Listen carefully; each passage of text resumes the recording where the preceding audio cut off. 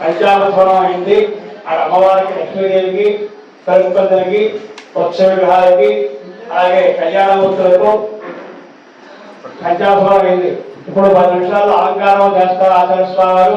మరి ప్రక్కన ఉత్సవ విగ్రహాలకు కూడా అలంకారం పక్కన పెడతారు. ఇప్పుడు మన యజమానులు కూడా యాగశాలకు వచ్చినట్టయితే అక్కడ అగ్నిమదనం అక్రమోత్సవ కార్యక్రమం జరుగుతుంది. మీరు అలంకారం అయిన తర్వాత ఇంకా గంటపడి కార్యక్రమం ఉంది. తర్వాత మీ అందరికీ ఇక్కడ భక్తులందరికీ కూడా ప్రసాదం కూడా సిద్ధంగా ఉంది. ప్రసాదాన్ని ఇక్కడ తీసుకోవాలి. అలాగే సాయంకాలం గ్రామోత్సవం బయలుదేరుతారు 5 గంటలకు కావాలి శేఖరవాహనం మీద. అప్పుడు కూడా ప్రసాదం వితరణ కూడా తయారు చేయబడుతుంది.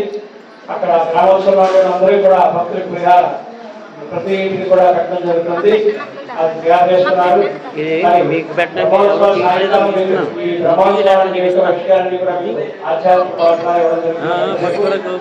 బ్రహ్మోత్సవాన్ని భగవంతుని యొక్క ఆరాధన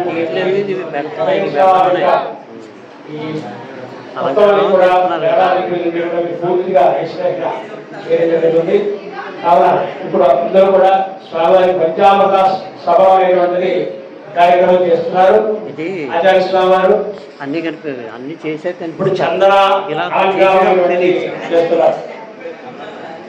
ఈ దీని గురించి రెండు విషయాలు చెప్పుకున్నా. ఏ దేవాలయంలో అయినా మన ఇంటి దగ్గర నోములు నోచుకున్నా పంచామృతములు అని ఎక్కువగా అభిషేకం చేస్తూ ఉంటాం. ఈ పంచామృతములు ఎందుకోసం అభిషేకం చేయాలి స్వామివారికి?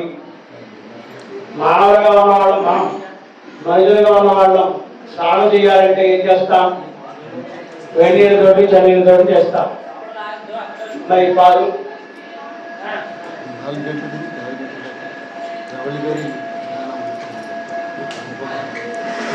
ముఖ్య ప్రకటన 4 గంటల నుంచి 6 గంటల వరకు రమణి గారు ప్రముఖ దానామృతం సంగీత విభావని 4 గంటల నుంచి 6 గంటల వరకు ఉంటుంది. తర్వాత 6 గంటల నుంచి ప్రారంభమవుతుంది. మరి ఆ విషయాలు గమనిస్తూ మీరందరూ కూడా చక్కనైనటువంటి తెలియజేయవలసిందిగా కోరుతూ మరి యాగశాలలో అగ్నిమోదన కార్యక్రమం జరుగుతుంది. అగ్నిమోదన విగ్రహం